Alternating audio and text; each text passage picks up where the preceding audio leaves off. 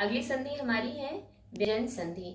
जब दो शब्दों का मेल होता है तो जब व्यंजन का व्यंजन से या व्यंजन का स्वर से मेल होने पर जो भी विकार या परिवर्तन होता है, ऐसी संधि को हम व्यंजन संधि कहते हैं। हम लोग इसको कुछ उदाहरण से समझते हैं, क्योंकि व्यंजन संधि के कुछ अपने नियम हैं जिसको हमें समझना बहुत ही ज्यादा जरूरी है। अर्थात व्यंजन संधि व्यंजन का व्यंजन या स्वर से मेल होने पर जो विकार या परिवर्तन होता है उसे हम व्यंजन संधि कहते हैं। इसका सबसे पहला नियम है हमारा वर्ग के पहले वर्ण का उसी वर्ग के तीसरे वर्ण में परिवर्तन होना। तो वर्ग के जो हमारे पहले वर्ण हैं वो हैं का, चा, टा, ता, पा। यदि इनके बाद कोई स्वर आए या उसी वर्ग का तीसरा या चौथा व्यंजन आए या इसके अलावा या, रा, ला, वा, हा में से कोई भी व्यंजन आता है तो हमारे वर्ग का पहला वर्ण उसी वर्ग के तीसरे वर्ण में परिवर्तित हो जाता है। का गा में, चा का जा में, टा का डा में, ता का दा में और पा का बा में परिवर्तन हो जाता है। इसको हम कुछ उदाहरण की मदद से समझते हैं। सबसे पहले हमने देखा का हमारा गा में कैसे परिवर्तित होगा। दिक धन अंबर, ये क्या हो गया? दिगंबर। का मेल स्वर आ के साथ हुआ तो ये परिवर्तित हो गया गा में। उसके बाद चा का जा में परिवर्तन, अच धन अंत, तो ये हो गया अजंत। चा का मेल स्वर आ के साथ हुआ तो ये परिवर्तित हो गया जा में। इसके बाद टा का डा में परिवर्तन, षट धन दर्शन, ये हो गया षट दर्शन। टा का डा से मेल हुआ तो ये किससे में परिवर्तित हुआ? डा में। फिर ता का दा में कैसे परिवर्तन होगा? जगत धन अंबा, जगदम्बा। ता का मेल किससे हुआ? स्वर आ के साथ, तो ये परिवर्तित हो गया दा में। व्यंजन संधि का दूसरा नियम है वर्ग के पहले वर्ण का उसी वर्ग के पांचवें वर्ण में परिवर्तन होना। इसमें वर्ग का जो पहला वर्ण है यदि वो मां व्यंजन के साथ मेल होता है उसका, तो वह उसी वर्ण के पांचवें वर्ण में परिवर्तित हो जाता है। इसको कुछ उदाहरण से हम समझते हैं। जैसे पहला हमने लिया है वाक धन में, वाड में। तो का मेल यानी वर्ग के पहले वर्ण का मेल मां से हुआ तो ये अंतिम ड़ा के साथ में परिवर्तित हो गया। इसी तरह षट धन मास, तो ये हो गया षड मास। टा का मेल माँ के ही साथ हुआ तो ये किस में परिवर्तित हो गया? ड़ा में। तत् धन मैं, तन मैं।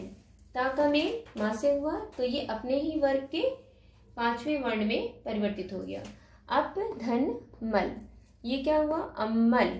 यानी पा का मेल फिर से माँ से हुआ तो ये माँ में ही चेंज हुआ। यानी यदि वर्ग के पहले वर्ण का मेल मां व्यंजन से होता है तो अपने ही वर्ग के पांचवें वर्ण में परिवर्तित हो जाता है।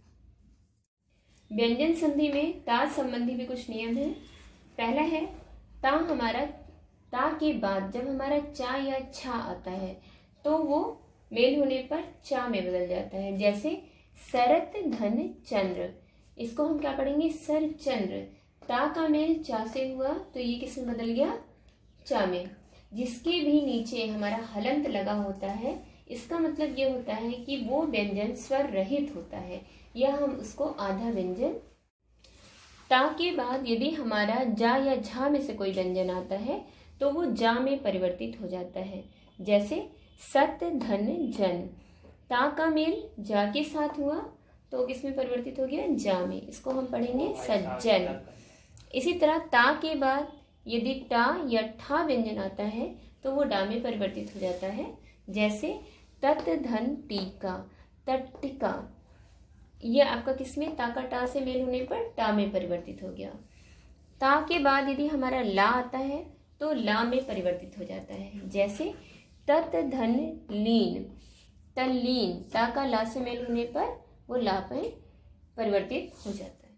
व्यंजन संधि में अगला नियम है यदि ता के बाद हा व्यंजन आता है तो ता सब वर्ण जो है वो दा में और हा वर्ण हमारा धा में परिवर्तित हो जाता है।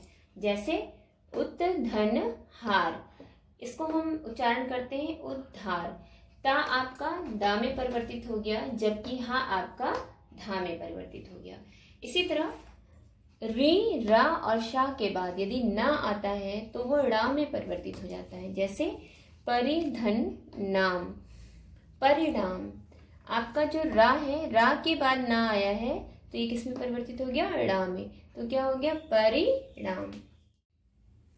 माँ संबंधी नियम।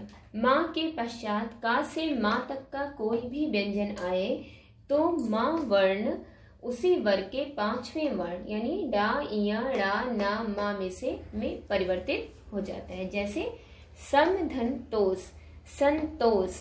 माँ का ता से मेल हुआ तो किस में परिवर्तित हो गया, ना में।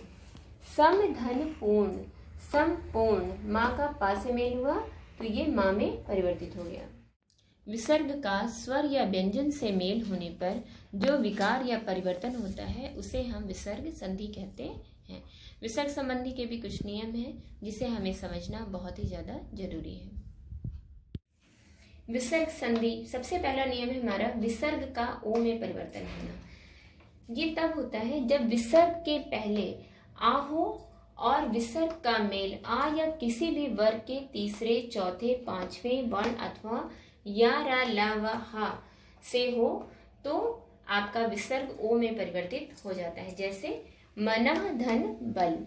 ये क्या हो गया, मनोबल।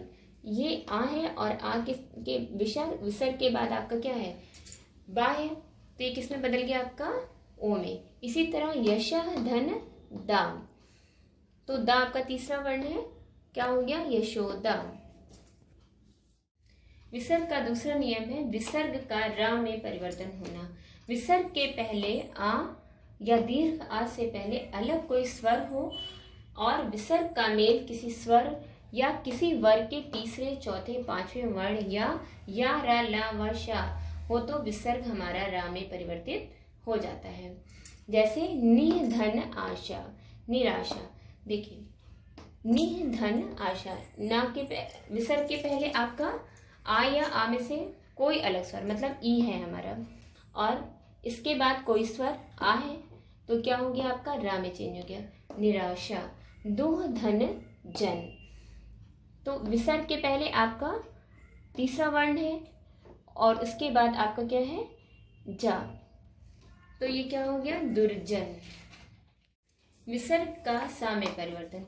विसर्ग के पहले कोई स्वर हो और उसका मेल चा, छा, शा में से किसी से भी हो तो शा में परिवर्तित हो जाता है। जैसे हरिह, धन, चंद्र, हरिश्चंद्र। यहाँ पर देखिए आप विसर्ग के पहले ई आपका स्वर है और इसके बाद आपका चा आ रहा है तो ये किस में परिवर्तित हो गया, शा में। इसी तरह विसर्ग का शा में परिवर्तित होना, जब विसर्ग के बाद ता या शा हो तो वो किस में परिवर्तित हो जाता है, सा में। जैसे नमः, धन, ते, नमस्ते। आप देखिए विसर्ग का मेल किससे हुआ, ता से, तो किस में बदल गया, शा में। विसर्ग का शा में परिवर्तन होना। विसर्ग के पहले यदि हमारा ई या ड़ा हो और विसर्ग का मेल का, था, टा, ठा, पा, फा में से किसी से भी हो तो वो शा में परिवर्तित हो जाता है। जैसे निह, धन, पाप। क्या हो गया, निष्पाप। देखिए विसर्ग के पहले आपका ई है और इसका मेल पा से हो रहा है तो ये किसमें बदल गया, शा में, निष्पाप। इसी तरह विसर्ग का लोप होना। विसर्ग कब लोप होता है, जब विसर्ग का मेल रा से होता है तो विसर्ग आपका लुप्त हो जाता है, लेकिन जो पहला स्वर होता है वो दीर्घ स्वर में परिवर्तित हो जाता है। जैसे निह, धन, रोग। क्या हो गया, निरोग। विसर्ग के बाद का मेल रा से हुआ तो ये क्या हो गया, विसर्ग लुप्त हो गया, लेकिन जो ई की छोटी मात्रा थी वो आपकी बड़ी मात्रा में बदल गई। दूसरा नियम है जब विसर्ग के पहले आपका आ या आ हो और उसके बाद विसर्ग का मेल किसी अन्य स्वर के साथ होता है तो वहां पर भी विसर्ग का लोप हो जाता है। जैसे ततः, धन, एव। ये क्या हो गया, ततेव। इसलिए क्योंकि विसर्ग के पहले आ है और इसका मेल अन्य स्वर ए से हुआ है तो ये क्या हो गया, ततएव। विसर्ग का परिवर्तन ना होना। ऐसी स्थिति तब होती है जब विसर्ग के पहले आ हो और उसका मेल का या पा से हो, तब विसर्ग में कोई भी परिवर्तन नहीं होता है। जैसे प्रातः, धन, काल। अब देखिए आप विसर्ग के पहले आ है और इसका मेल किससे हो रहा है? का से। तो यहाँ पर कोई परिवर्तन नहीं होता, प्रातः